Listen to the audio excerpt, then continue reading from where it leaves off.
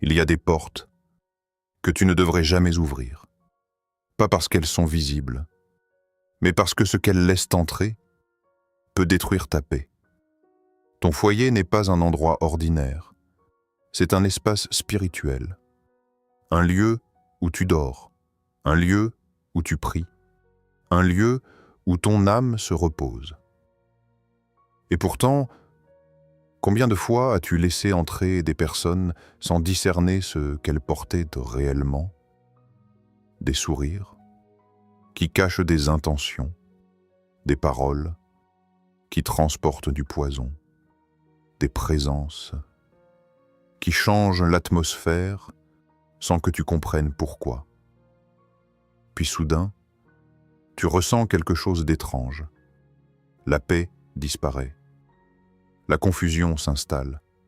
L'énergie change. Ce n'est pas un hasard. Tout le monde n'a pas accès à ton espace sacré. Et aujourd'hui, tu vas comprendre pourquoi Dieu met un avertissement très clair. Il y a des personnes que tu ne dois jamais inviter chez toi. Reste jusqu'à la fin. Car ces révélations peuvent protéger ta vie, ton esprit et ta destinée. Ton foyer est un territoire spirituel entre chez toi, lentement. Regarde autour de toi. Ce canapé où tu t'assois après une longue journée. Ce lit où tu poses ton corps fatigué. Ces murs, témoins silencieux de tes pensées, de tes prières, de tes combats invisibles. Ton foyer n'est pas neutre. Il absorbe chaque soupir, chaque parole, chaque moment de paix ou de trouble. Il y a des jours où tu ressens une atmosphère légère, presque inexplicable, et d'autres où quelque chose semble peser, sans raison apparente. Ce n'est pas ton imagination. Ton espace vit avec toi. Dans les Écritures, chaque lieu avait une importance. Un autel n'était jamais choisi au hasard. Un espace devenait sacré par ce qui s'y passait. Et ton foyer est devenu un autel moderne, un endroit où ton esprit se dépose, où ta foi respire, où ta vulnérabilité est à nu. Mais voici ce que beaucoup ignorent.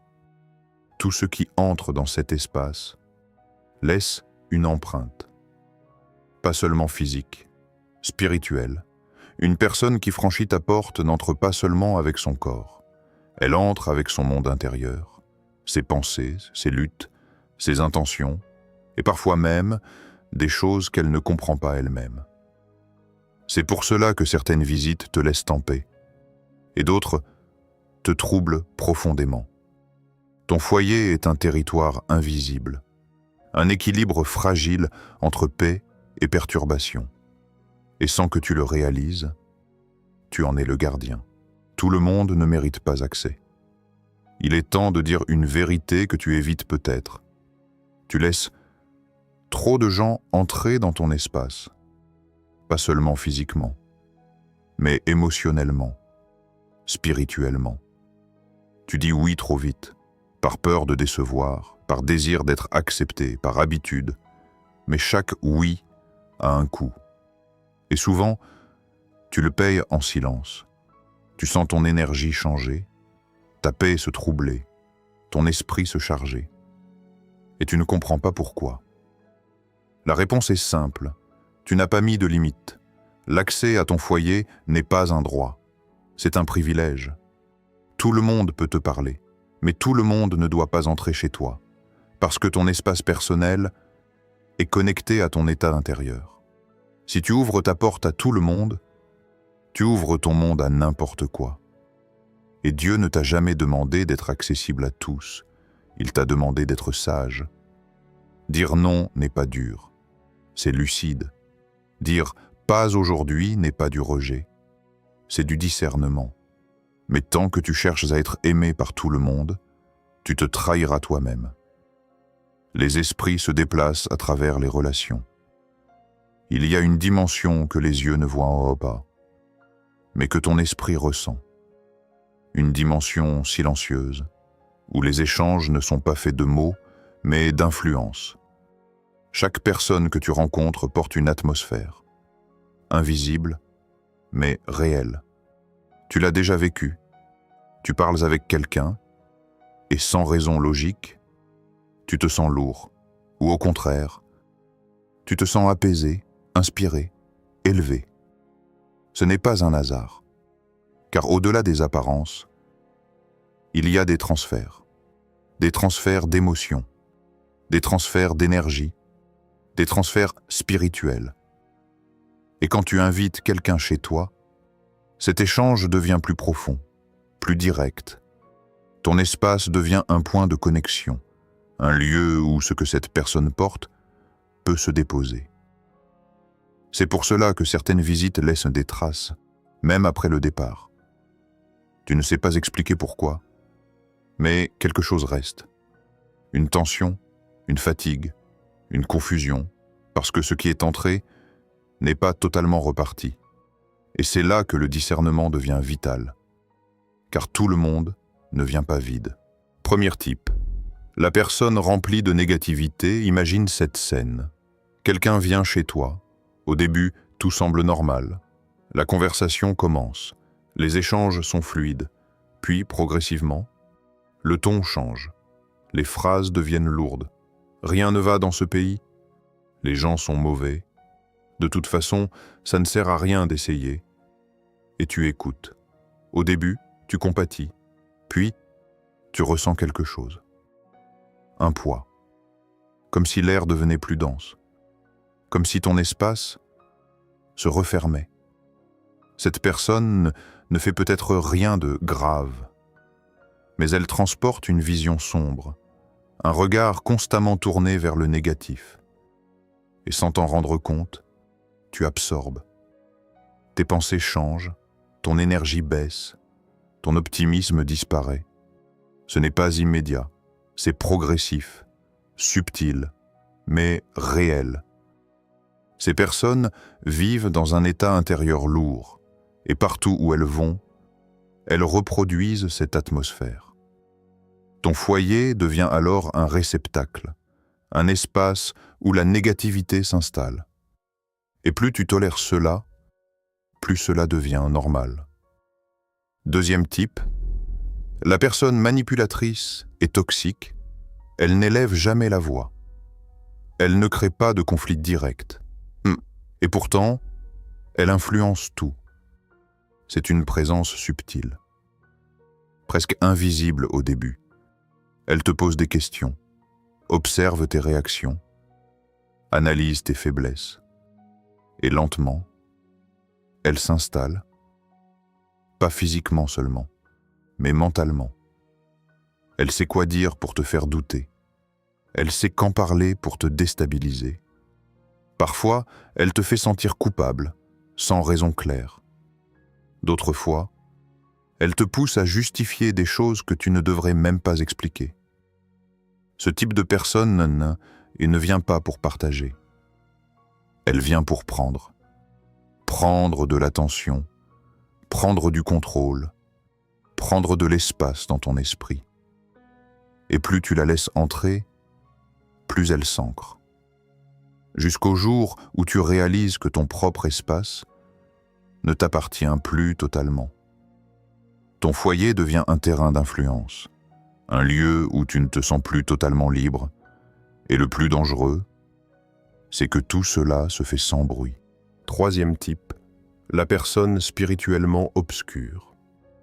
Il y a des présences que ton esprit reconnaît avant même que ta logique ne comprenne. Tu ouvres la porte. Tout semble normal, le visage est calme, la voix est posée, les mots sont corrects, mais quelque chose ne passe pas. Un léger malaise, difficile à expliquer, impossible à ignorer. Ce n'est pas ce que la personne dit, ce n'est pas ce qu'elle fait, c'est ce qu'elle dégage. Tu ressens une tension subtile dans l'air, comme si l'atmosphère devenait plus lourde, comme si ton espace perdait sa clarté. Tu continues la conversation, mais intérieurement, tu n'es plus à l'aise. Ton esprit devient vigilant. Ton cœur se ferme légèrement et souvent, tu ignores ce signal. Tu te dis que tu exagères, que tu juges trop vite, mais en réalité, ton esprit perçoit une incohérence. Car certaines personnes vivent dans une confusion intérieure profonde, une obscurité qu'elles ne comprennent pas elles-mêmes. Et cette obscurité ne reste pas contenue. Elle se diffuse, pas de manière visible, pas de manière spectaculaire, mais lentement, silencieusement, elle influence l'atmosphère. Ce type de présence ne détruit pas immédiatement. Elle perturbe, elle trouble, elle désoriente. Et après leur départ, tu ressens quelque chose d'étrange, comme si ton espace avait été altéré, comme si une paix subtile avait été déplacée. Le discernement est une protection divine. Il existe en toi une voix, pas une voix audible, pas une voix extérieure, une perception, un ressenti immédiat, un signal intérieur. Tu l'as déjà expérimenté. Ce moment où quelque chose te dit « ce n'est pas bon », fais attention, ne va pas plus loin. Mais presque automatiquement, tu l'as ignoré. Pourquoi ? Parce que cette voix ne crie pas, elle ne force pas, elle propose, et toi, tu choisis de l'écouter ou non. Ce que tu appelles parfois intuition, et c'est souvent du discernement, un don subtil, une protection silencieuse. Dieu ne te parle pas toujours avec des signes visibles. Parfois, il te parle par une paix qui disparaît, par une gêne inexplicable, par un inconfort que tu ne peux pas justifier. Mais si tu refuses d'écouter, tu ouvres la porte à ce que tu aurais pu éviter. Le discernement ne t'empêche pas d'aimer. Il t'apprend à protéger ce qui est précieux. Et plus tu respectes ce ressenti, plus il devient clair, plus précis, plus puissant. Pourquoi tu ignores souvent ces signes ? Sois honnête avec toi-même. Combien de fois as-tu ressenti un malaise et décidé de faire comme si de rien n'était ? Pas une fois, pas deux fois, souvent. Tu as senti que quelque chose n'allait pas, mais tu as souri. Tu as continué la conversation. Tu as ouvert ta porte. Pourquoi ? Parce que tu veux être une bonne personne. Tu ne veux pas juger. Tu ne veux pas blesser. Tu ne veux pas paraître froid. Alors tu t'adaptes. Même quand ton esprit te dit non, il y a aussi cette peur silencieuse. Et si je me trompais ? Alors tu préfères ignorer le signal, plutôt que de risquer d'avoir tort. Mais à force d'ignorer, tu affaiblis ta sensibilité. Tu te déconnectes de ce que tu ressens vraiment. Et progressivement, tu deviens vulnérable. Car ce que tu refuses de discerner, tu finis par le subir. Et ce qui entre sans filtre laisse toujours une trace. Protéger ton espace, c'est honorer Dieu. Ton foyer n'est pas seulement un lieu où tu vis, c'est un lieu où Dieu peut habiter. Chaque prière que tu fais, chaque moment de silence, crée une atmosphère, une présence, une connexion, mais cette présence a besoin d'un environnement, d'un espace préservé. Car Dieu n'est pas confus, il n'est pas désordonné, il agit dans ce qui est aligné. Protéger ton espace, ce n'est pas rejeter les autres, c'est respecter ce que Dieu fait en toi. C'est reconnaître que tout le monde ne peut pas entrer dans un lieu consacré, parce que certaines influences perturbent cette connexion. Et même si tu ne le vois pas immédiatement, les effets sont réels. Moins de clarté, moins de paix, moins de sensibilité spirituelle. Mais lorsque tu deviens intentionnel, tout change. Ton espace devient stable, ta paix devient constante, ta connexion devient plus profonde. Fermer certaines portes ouvre des bénédictions. Il y a des portes dans ta vie que tu as laissées ouvertes trop longtemps, pas par ignorance, pas par faiblesse, mais par habitude. Des accès que tu n'as jamais remis en question. Des personnes que tu as continué à accueillir, même quand quelque chose en toi résistait. Mais il arrive un moment où Dieu te demande de choisir. Garder ouvert ou protéger ce qui est précieux. Fermer une porte peut sembler difficile. Cela peut créer de l'incompréhension, du silence, parfois même une rupture. Mais ce que tu ne vois pas immédiatement, c'est ce que cela libère. Car chaque porte fermée change l'atmosphère. L'air devient plus léger. Ton esprit devient plus clair. Ta paix revient. Et surtout, Dieu agit plus librement. Parce que tu as fait de la place. Parce que tu as enlevé ce qui bloquait, ce qui perturbait, ce qui ralentissait. Les bénédictions ne viennent pas toujours en ajoutant.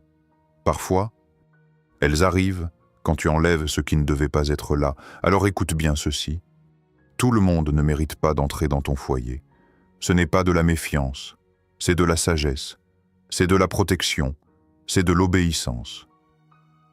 Si ce message t'a ouvert les yeux, écris en commentaire « Je protège mon espace ». Like cette vidéo, abonne-toi pour plus de messages puissants et transformateurs, et surtout, sois attentif. Certaines portes doivent rester fermées pour que Dieu agisse pleinement dans ta vie.